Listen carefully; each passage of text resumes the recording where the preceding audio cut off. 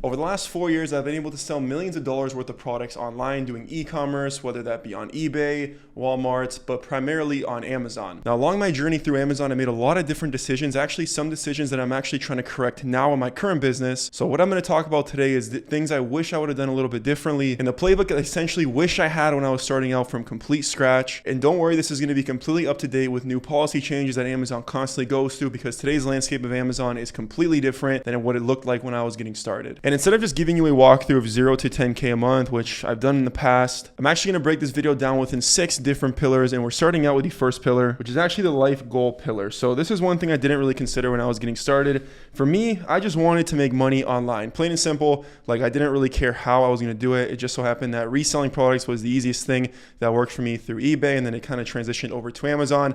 But when you're starting this business and you're starting to build this business, you really need to think about what you're looking for out of the business. Do you want to just create a second job for yourself, or do you want to actually create a business out of it? And for me personally, I never actually ended up thinking about that when I was getting started. I really wish I would have, because I would have made decisions a little bit differently. One of the big decisions actually that I made about a year in was deciding on getting a warehouse for the business, right? I wanted to get out of the house. I was kind of outgrowing the space in the garage, and I needed to get my own facility because I wanted to use this warehouse to get pallets shipped to me. If I wanted to do brand direct or wholesale, this was kind of a lot easier way. So I opted to do the warehouse route. Now, I didn't really think about other routes like prep center, right? This is another potential route that I could have potentially chose from. Now, the way I structured my business when I was starting out was I was selling a lot of lower ticket items. So prep center kind of was not really in the question, because they would have ended up taking out, about $8,000 worth of fees when I did the math.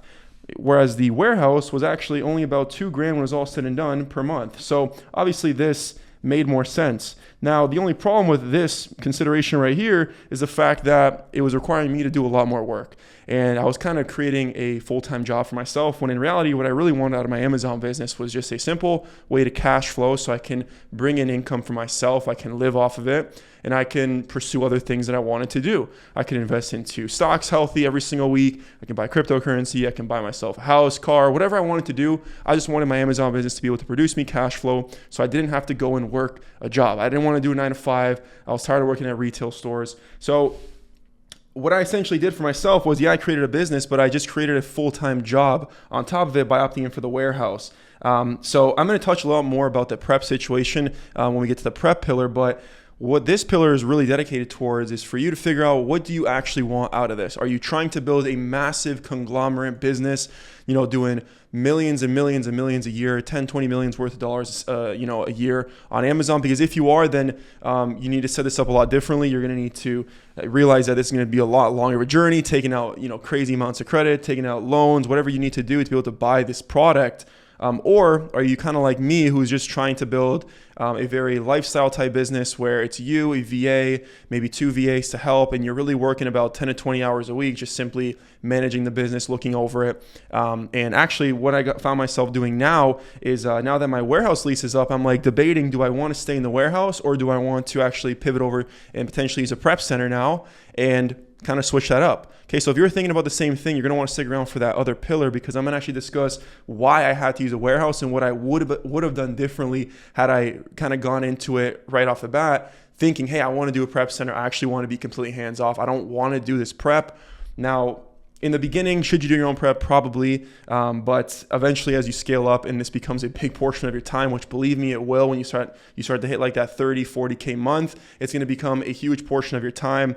And you need to realize this before you jump into it. Otherwise, you're going to just create yourself another full-time job. So ask yourself this right now. Like, what do you want out of this business? Like, do you want to just substitute this for your full-time job, or do you want this to just be like a second stream of income for yourself, and then structure the business around that? Okay, realize this going into it. The second pillar we're going to jump into is actually the sourcing pillar, right? This is obviously the backbone of your whole entire arbitrage business. This is essentially the only big skill that you need to be learning in order to run a highly successful Amazon business, whether it be wholesale, whether it be retail, online arbitrage, doesn't really matter. You need to know how to be able to find these products profitably. And if I was brand new starting today with the current landscape of what's going on, there's really only one way to be able to do this. And what you need to realize is that in order for this to be actually work for you right now is you have to actually just target small brands. So this is really the only way that you're able to go ahead and start today, because you're going to realize that if you're trying to sell big name brands like Dial, Dove, Nike, you're going to be restricted and you're not going to be able to get approval, right? These brands that are requesting 100 units, 200 units, 300 units, you're not going to be able to sell even if you're going to get legit invoices from suppliers, because it seems like Amazon's not really going in the direction anymore of having correct invoices. And I can tell you a quick story why this is true. A lot of you might know this big company called Kihi. If you don't, you should. It's a huge wholesale distributor, the biggest in the whole entire nation. And their invoices work 100% of the time. At least they should, right? They are most reputable supplier. They've always historically worked. Now, a student of mine was able to buy inventory from them. It's not a hard account to get. The only problem with the account is, you need to be spending, 6 figures a month with them to actually get good pricing. But nonetheless, just to get approved in a brand, you would think that going to the supplier would be an easy way to do it, right? You hit all the requirements, you got everything you need, good to go, submit the invoice. Only for Amazon to actually reject a Kihi invoice, they just straight up rejected it 20, 30 times, because clearly what that tells me is that Amazon actually doesn't really care about invoices anymore. This isn't the thing that they're looking for. What they actually care about is your account history, right? They want to see how many successful transactions have you actually sold on your account. And that's what's going to dictate whether or not you're able to get approval in some brands or not. So the really only solution to this is to be targeting small brands as a brand new seller. Okay, and what's the easiest way to target small brands? Well, I made a video on this in the past, very in depth, but to give you an overview of exactly what we need to do this, what I recommend doing as a brand new seller is reverse sourcing. Okay, and again, I probably have at least 10 videos on reverse sourcing on my page, but we're gonna reverse source, except we're going to reverse source off of sellers that have less than 10 reviews, because this is going to indicate to us two things. It's going to indicate to us that the seller is making money because they have 10 reviews already, right? They've already sold on the platform. So obviously if they're still selling today, that means they're doing something right and they didn't give up. But it's also going to indicate to us that these sellers that have less than 10 reviews are also probably selling brands that are auto approved, because how else would they be able to sell it with a newer account? So if we're able to target these brands here, then we're able to get more sales on our store, right? The more sales we get, the more chance we're going to get approved in bigger brands. That's just plain and simple what it's going to look like right now as a brand new seller. So that's what I recommend. Now, one other thing you can throw into this when you actually reverse source is once we actually reverse source an item, and let's say we find a brand. Okay, let's just take a brand, for example. Let's think of one real quick. Let's just take the brand Members Mark, okay? Let's just say we find the lead reverse sourcing and it's a Members Mark brand, and we find this product that's very profitable, and we're approved for this product because it's auto approved. What you can actually do after that is go to the tool Keepa. Okay, they have a product finder tool. So we're going to use Keepa product finder here. There's actually a section on product finder that is titled brands.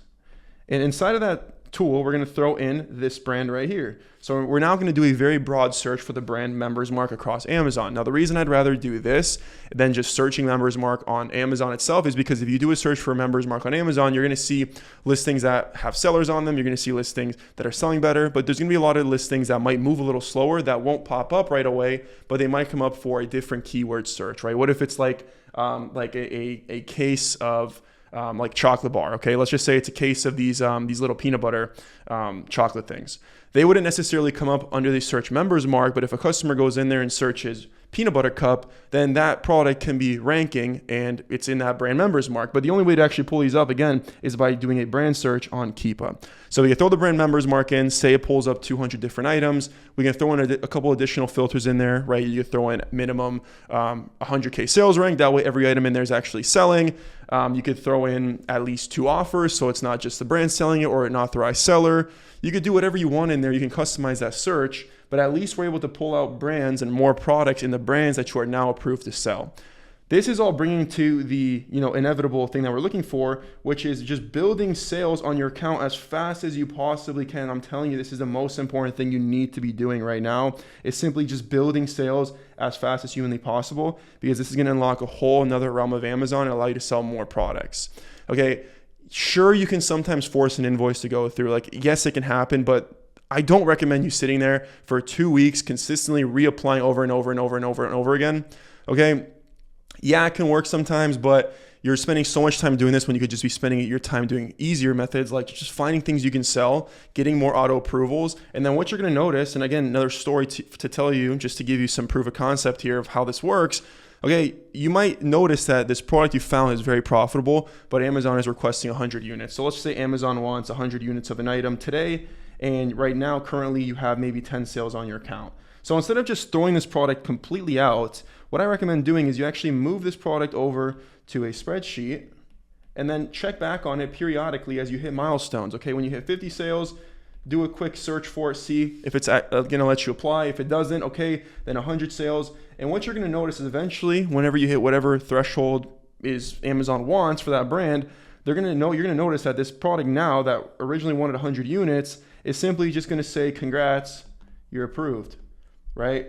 Just right off the bat, congrats, you're approved, and then you're gonna be able to go in there and list the product. And I'm telling you this from personal experience, not myself. I've been selling for a very long time, so I don't necessarily see these anymore. But for sellers that are newer, that are completely brand new, that have been doing this for like 2 months, that I work with, that jump in and that they're gated in products, you build these spreadsheets, they come back 2-3 weeks later when they have some sales, and like a good chunk of those products are now approved. Okay, but this all goes back to this original method here of looking through small sellers, taking brands, throwing them into Product Finder, deep diving there, and then allowing yourself to actually sell products and build out your store. I'm telling you, that is the roadmap when it comes to sourcing. There's virtually no other way, and I've worked with way too many students by now to tell you this, that this is just the reality of it. And if you've experienced something different, please let me know down in the comments. I'd love to learn more. Maybe I'll make a video on that if that's the case. Coming into the third pillar, which is actually the prep pillar, okay? And this is something that I'm personally dealing with right now in my business currently. It's considering the fact that I no longer want to manage a warehouse. I don't want to be in charge of prep anymore. I'd much rather just outsource it to professionals that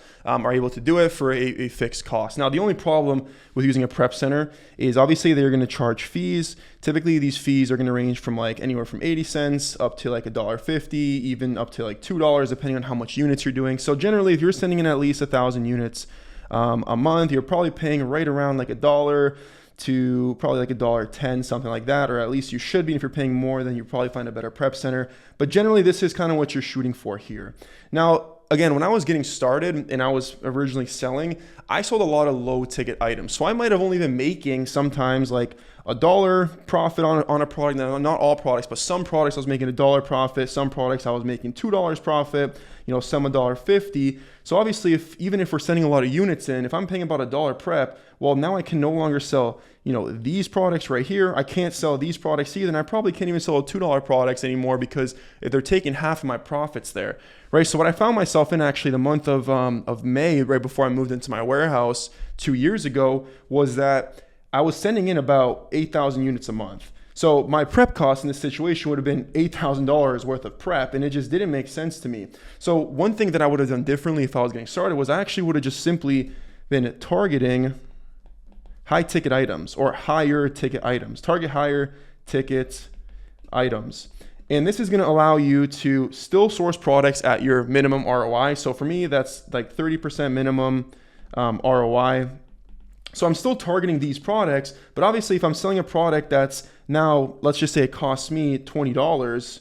Let's say it costs me $20 at a 30% ROI. Well, I'm still going to be making about $6 each sale. So I can afford this $1 prep cost because I'm still making $5 and my ROI here is still going to be pretty solid, right? And then margin obviously goes up because if you're buying a product at $20, you're probably selling it, at about $35 to $40. So if you're making $5 on $35 to $40, you're still making a good, 15% margin, which in my opinion is still healthy. So numbers make a lot more sense, and this is what I've actually focused on lately over the last like 5 months. This is what I've told my virtual assistant is let's focus more on high ticket items. So I'm able to, if I want to, move out of the warehouse and just move strictly to a prep center because again, going back to pillar number 1, that personal side of it is like, what do you want out of your business? Do you want to be hands off? And some people do. And I did too. When I started, I wanted to be in it and there's nothing wrong with wanting to be in it.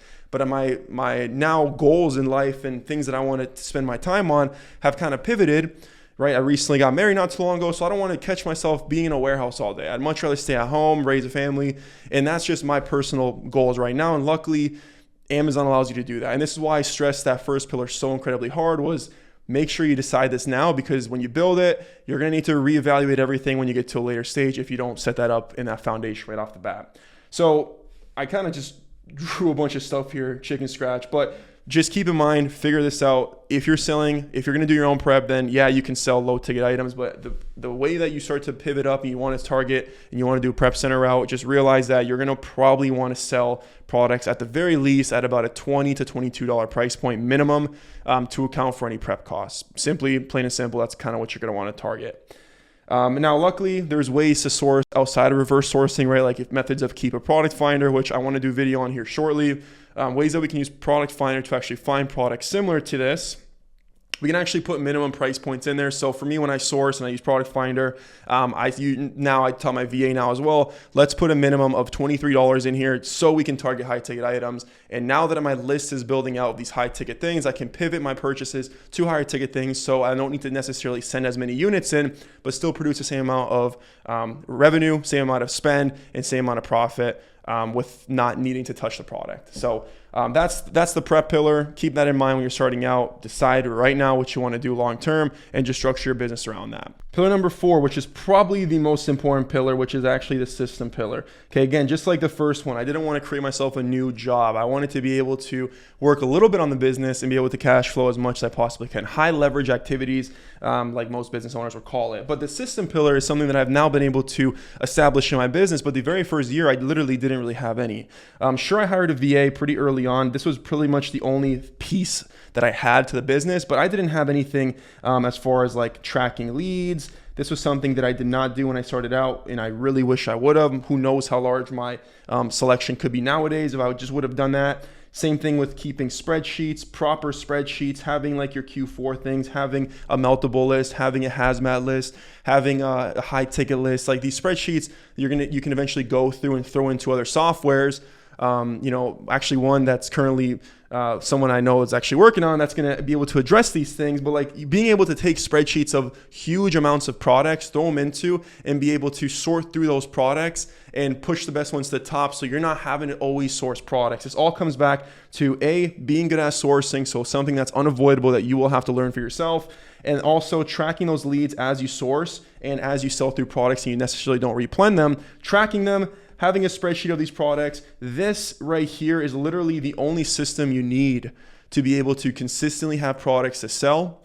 You can hire a VA to help you with reimbursements. You can hire a VA to come help you with account health issues. You can hire lawyers to come help you with that kind of stuff. You can hire reimbursement services to do that things. But for you yourself as a business owner, if you can implement these 3 things, you will solve the biggest bottleneck, which I guarantee is probably your bottleneck currently, which is having products to sell long term. Not just products that you source today that you can sell once, but products that you can sell today and then eventually reorder these again in the future, because we're not necessarily sourcing clearance products. We're sourcing evergreen products that are always consistently selling. And what's the easiest way to tell what an evergreen product is? Well, if you look at a product's Keep a chart and you look back for the last year, if you consistently see offers going up and down all the time, then that means that product is an evergreen product. That means that product can always be sourced because other sellers are sourcing it. Now, as a seller, you need to make sure that you're actually buying these products, right? Pretend this is a Keep a chart and this is an offer count, right? Pretend the offers are moving consistently. You as a seller, if you track your leads properly, should be buying all these products that are arbitrage, because there's hundreds of thousands of them. You should be buying these products during these times when the offers are falling, not when the offers are coming up, right? Not during these times, which is what most people are doing, which is why most people have bad businesses, which is why most people have really low margins. And this is where the tracking system actually comes into play. And there's tools like Product Finder Keepa that can allow you to track products. It's plain and simple. It's just most people won't do it from the start. They want to do it later, and then they just don't, because they don't realize that tracking leads, you're not going to see results right away. When you track leads, results aren't instant. These results are going to be compounded. Obviously, you need to have products inside of your leads tracker to be able to be alerted for. So I'm going to throw up a screenshot here. This was literally from like 2 days ago. I had 6 new products that got alerted for me when I woke up. Out of those 6 products, 4 of them were extremely profitable, and 4 of them, and those 4 that were extremely profitable were all trending down in offers, and they're profitable today. But not only are they profitable today, guaranteed they're going to be profitable by the time they get checked in, and they're probably going to be even more profitable, because these patterns of offer counts falling like this tend to trend for a pretty long time. And if you don't believe me, go to any listing that you've sold in the past and just go see the time period when the offers were falling. It's probably a good 2 to 5 months of that product being really, really profitable, where the sellers down here are just making so much money because no one else is paying attention to it. Because 99% of people that sell on Amazon don't actually do this when they should. And I wish I would have done this sooner. And if you watch my videos, take this with a grain of salt. Like, do it right now. Like, you have to do it right now. Start building your spreadsheets too. SellerAmp allows you to integrate it so incredibly easily. So just make sure you do that as well. And I promise you, you will solve your lead flow issue. As far as VA goes, I recommend getting a VA right around when you're doing about 20 to 30K a month. I think at that point, you're making enough money to where you can actually pay the VA. If you're doing less than 10K a month, well, then let's just say you're making out of this 10K, you're making about, I don't know, let's just say 1,800 to 2,000 worth of profit at this rate. Well, if you're paying a virtual assistant, nowadays VAs go for right around probably about $600 a month. So they're taking about a good third of your business, of your profits. So I don't think it's the best idea.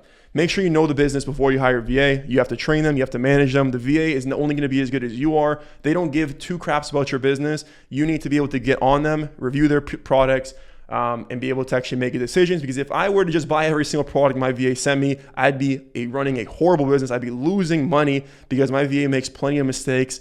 Again, he does not care nearly as much about my business as I do. Plain and simple, they never will. Which is going to bring me to the fifth pillar, which is the cash flow pillar. Okay, let me just say this. I probably should have started the video with this, but look, honestly, if I'm being honest, you probably need a bare minimum of $2,000 for this business. Anything less than that, I mean, look, what you're going to do is you're going to spend $1,000 on product. You're going to buy these softwares. You're going to do this. You're going to do that. And your expenses are going to outweigh your profits. So you might make like a little bit of money, but your margins are going to be horrible. You're not going to be able to reinvest that money because you're not really making much. Whereas with $2,000, you can turn this healthily at about, let's just say, a 40% ROI gross. So let's just say at that point, when it's all said and done, let's just say out of that $2,000, when everything's done, you're making about $800. And then from this $800, you have your softwares. Okay, so let's just say after that $800, you're taking home right around like $500 after everything else is all said and done, $500. This is enough money to then throw back into the business and continuously compound. If you start with $1,000, you're only making about $250. You don't really have much to actually throw back into the business. And again, it's just really not worth your time. Now, the way cash flow works on Amazon is your money is going to be in 3 different spots at any one given moment. You're going to have inventory, which is product that you currently purchase. You're going to have reserves, which is actually the money that's in your Amazon account before you get paid out. This is already product that you've sold through. You have money inside your bank, and then you have your credit. So ideally, I'm not here to tell you how to manage your cash flow or anything. I'm just going to tell you kind of what it looks like on Amazon and what I recommend. I recommend you always put money on a business credit card, but you only put the money on your business credit card that you actually have available. So if I have $2,000 to spend on Amazon and I have a business credit card as well, I don't magically have $5,000. I don't have $3,000 in business credit and $2,000 in my bank. I wouldn't just go crazy and spend $5,000. I would instead use that $2,000 I have in my bank, but I would put that $2,000 spend on the credit card. So I would buy the inventory on the credit card. Then the inventory is going to go into Amazon. That inventory is then going to get sold on Amazon, and it's going to go into the reserve. So that money is there and it's ready for you. It's going to get paid out to you because you've already sold through it. It's just going to be in a waiting period, right? Anywhere from like 2 to 3 weeks is going to be inside those reserves. So while that money is in your reserves, I'm going to use that money in the bank to pay off the credit card, and then you can start spending money on the credit card again while this money is in your reserves waiting to be paid out. This is the most low risk way to use your credit and also your money inside your bank to cash flow and churn through inventory quicker on a low risk basis, because you're always going to have this money in your bank waiting to be paying off that credit card before you just start dumping more money into product. Now, the reason I think it's really important to be setting a daily spend goal for your business is because the ways most credit cards work is, let's just say your statement ends on the 15th. Well, that statement's not going to be due until probably about the 30th. So within the 15th to 30th, the amount of money you spend in that time frame is not actually going to be due on that previous statement. It's going to be due on the next statement. So this is why I'd much rather spend that $2,000 over the course of a month, because then when that statement rolls around, I only have to pay about half of it versus just dumping it all in one day, the statement ending, and then having to owe that whole entire amount on the due date. I hope that makes sense. I don't know if I explained that properly, but having a daily spend goal allows you to not necessarily have to pay back the money right away, and it kind of like circulates in a much more organized fashion. Not to mention it allows you to actually hit hit numbers a lot more consistently, and allows you to have some kind of consistency in your sales. And it's so much easier to hit, you know, a $200 spend goal than trying to just drop 6 grand in one day because you missed it the last 3 weeks and you just didn't want to do the business. And the very last pillar here, the one that probably is the most important one, is actually your mindset pillar. Okay, realize that this business is a very long-term game. This business is something that if you build correctly from the first time, you're going to be able to run this thing for years and years and years to come, right? There's people that have been selling on Amazon doing the wholesale OA model literally for 15, 17 plus years. So there's no reason why you can't build it right now and continue to do this for a very, very, very long time. Okay, this isn't any business like, you know, drop shipping stores where people sell gimmicky things that last a little bit, then you're caught having to try it again with a new product, and you're always looking for something new. If you're able to build an OA product and an OA business sustainably, you know, with those systems that I mentioned earlier, you will be able to thrive and cash flow for as long as you possibly want to, because I promise you, e-commerce is not going anywhere.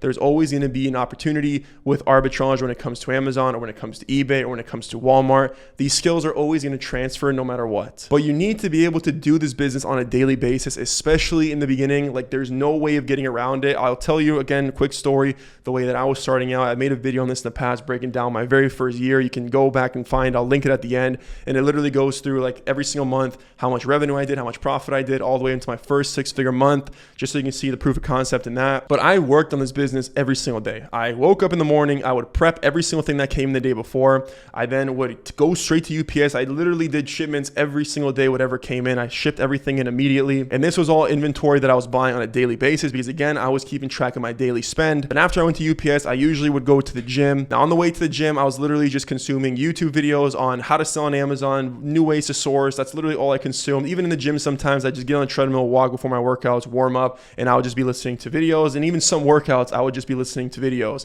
It's probably not the best use of my time in the gym, but that's just what I did because I was just so obsessed with the business. Okay, you need to be obsessed with the business if you really want this thing to work out as fast as possible. Then I would come home, again, still listening to YouTube videos on Amazon. And mind you, till this day, things that I want to learn, that's literally what I do. I don't listen to music. I just listen to YouTube videos or podcasts on the topics that I'm interested in. And it has probably been the most beneficial thing I've ever done in my entire life, is just cutting out garbage music, and really didn't benefit at least myself for my goals that I wanted, especially with the type of music that I was listening to. But okay, besides the point, you get what I'm getting here. It's like I was just obsessed with the business, and that is why I was able to make it work so incredibly fast. And then once I got home, I sat down at my computer and I would not leave until I hit my spend goal. Now, had I had the systems in place, I probably didn't need to spend much time there in the beginning, but I was always sourcing for new things and maybe replanning a couple of things that I was selling through, and then maybe buying a couple of things my VA was sending me. Had I had the tracking system in place right away, I guarantee you I probably could have just sat down for 20 minutes and I would have been able to get there, buy some replens, buy a VA product, and then instead of having to source for a new product, I probably could have just went through my tracked leads and just bought something else that was resurfacing.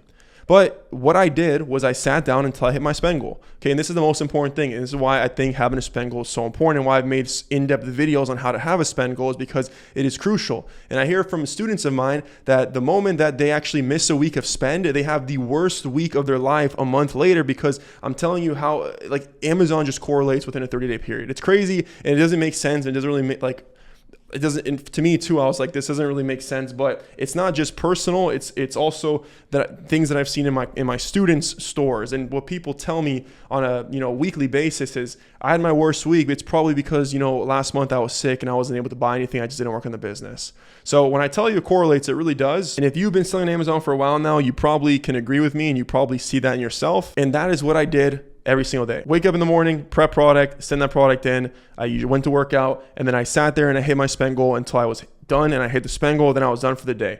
It was daily actions on Amazon, which is what led Amazon to be my full-time thing. 3 months after starting, I ended up quitting my retail job, and this is all I've been doing ever since. Obviously now I also coach students. I do other things on the side as well. I invest, but Amazon is the thing that gave me the ability to do all of these things, because I was able to build a cash flowing business that freed up my time to do things that I actually wanted to do. My goals with these videos is, once you're done watching them, you can actually go out there and implement these things. So the biggest thing I want you to take away from this, outside of all the other things we talked about, was really establishing the system from the beginning. Making sure that you're keeping these in mind and you're understanding the foundations of how to do this, because this, in my opinion, is the biggest thing and the biggest reason why a lot of people do Amazon and they don't make it past a year, because they get burnt out always looking for new products when there's an easier way, which I'm telling you is going to be these 3 things, which is the thing that I help all my students implement. If you would like my personal help on a one-to-one basis, build out your Amazon business for you, share my ins and outs of exactly how I source products so incredibly fast, teach you the business from the ground up, or help you scale past whatever number you're currently stuck at, then I encourage you to book in a call down below under this video, kind of get to know a little bit about your business and what your goals are, and if it's a good fit, we can get started on a one-to-one basis. And after you're done watching this, I think you'll get a lot of value out of this breakdown video of the sustainable arbitrage business right here, which breaks down why these systems work a lot more in depth.